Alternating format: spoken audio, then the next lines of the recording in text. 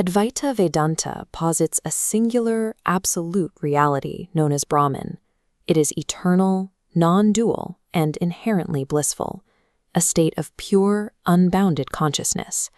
Yet human experience is defined by the opposite.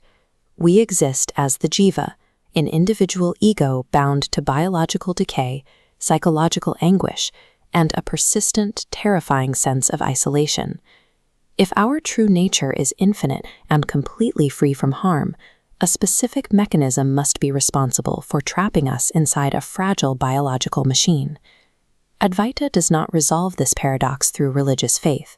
It requires a radical, analytical deconstruction of identity itself. To locate the source of human suffering, we have to systematically dissect the human subject, peeling away the objects of experience to isolate the true experiencer.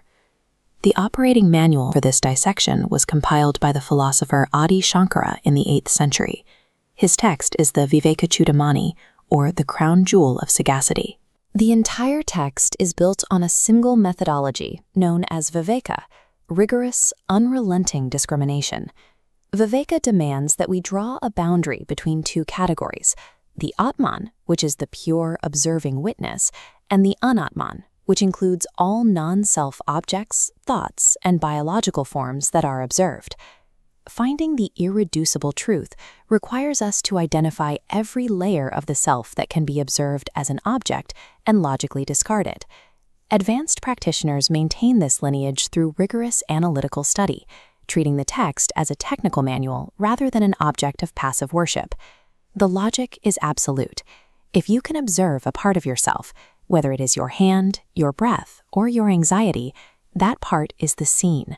Logically, it cannot be the seer. Before we can truly dissect the self, we must understand the cognitive error that causes us to misidentify with our bodies. Advaita calls this error adhyasa, or superimposition, and it is driven by avidya, pure ignorance. Shankara illustrates this with a classic thought experiment. A person walking in dim light sees a coiled rope on the ground, but immediately projects the terrifying image of a venomous snake onto it, triggering a visceral, panicked physical reaction. This illusion relies on two distinct forces. The first is avarana shakti, a concealing power that hides the true, harmless nature of the rope. The second is vikshepa shakti, a projecting power that actively hallucinates the snake over the hidden truth, creating a false reality. Our entire human identity operates through this exact involuntary superimposition. We project the concept of I onto biological and mental machinery that is foreign to our true nature.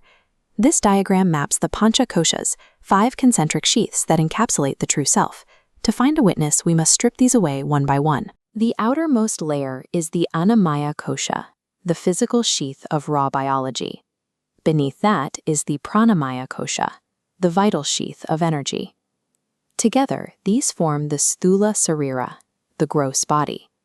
This biological combination maps to the jagrat, or waking state of consciousness, where the body interacts directly with external sensory data.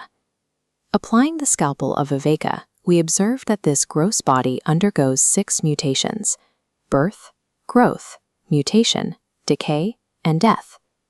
Consciousness exists to observe the physical body changing and eventually dying. Because it is observed, the gross body is an object, an Atman. It cannot be the subject. Moving inward, we reach the subtle body, starting with the monomaya kosha, the mental sheath. This is not consciousness.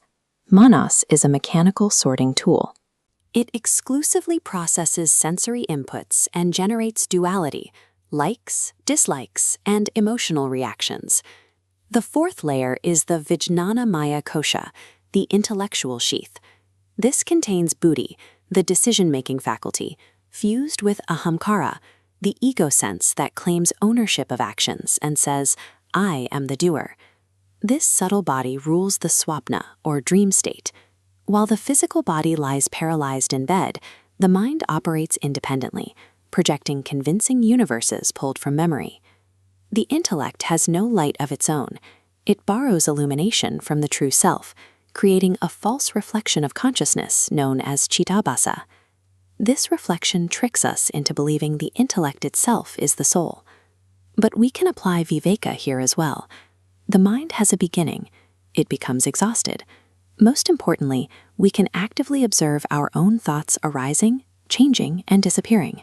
Because we can witness our own intellect working, failing, and dreaming, the mind is just another object. It is a machine we watch, not who we are. We arrive at the final, most subtle layer, the Anandamaya kosha, or the blissful sheath, which constitutes the causal body. This maps to the sushupti, the state of deep dreamless sleep. Here, the mind, ego, and intellect fold entirely into an unmanifest seed state. There is no thought, no ego, and no pain. This presents a sharp challenge to our common understanding of identity. If the mind and the ego vanish entirely during deep sleep, do we cease to exist? Shankara resolves this by pointing to our experience upon waking. We consistently declare, "I slept deeply, I knew nothing." To remember that you knew nothing requires a witness that stayed awake in the absolute dark, observing the absence of the mind. The void of deep sleep is the final object observed by the irreducible subject. With all 5 sheeps conceptually discarded, what remains is the kutastha, the unmoved anvil. It is the pure, geometryless point of witnessing consciousness, the pratyagatman.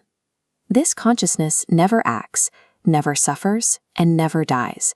It simply illuminates the 3 states of waking, dreaming, and deep sleep without being affected by them. To explain how this singular consciousness interacts with the individual ego, Shankara uses the analogy of the sun and the pot. An infinite sun shines onto a clay pot of water. It reflects the light, creating the illusion of a miniature contained sun, the ego.